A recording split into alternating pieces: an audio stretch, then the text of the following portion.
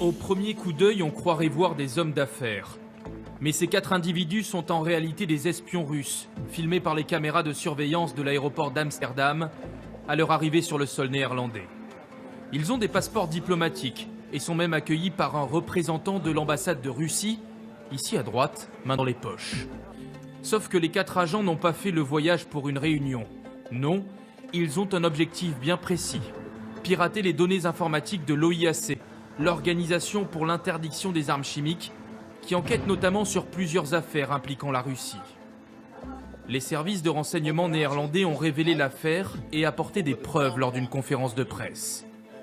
Les 4 agents russes ont en effet utilisé cette voiture qu'ils ont garée sur le parking de l'hôtel qui jouxte le siège de l'OIAC, à La Haye, avec dissimulé dans le coffre du matériel pour pirater le réseau Internet à distance.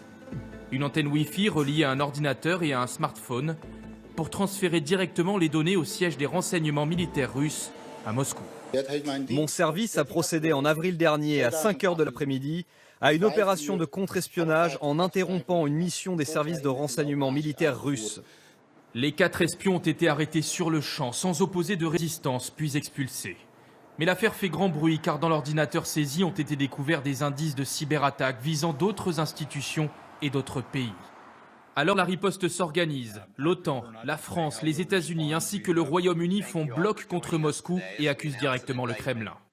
Si le gouvernement russe bafoue ainsi le droit international, il y aura des conséquences. Les gens verront le gouvernement russe tel qu'il est, c'est-à-dire une organisation qui essaie de semer l'instabilité dans le monde, ce qui est totalement inacceptable. La réponse de Moscou a été immédiate, la Russie ironisant et dénonçant, je cite, une campagne anti-russe d'espionnite aiguë.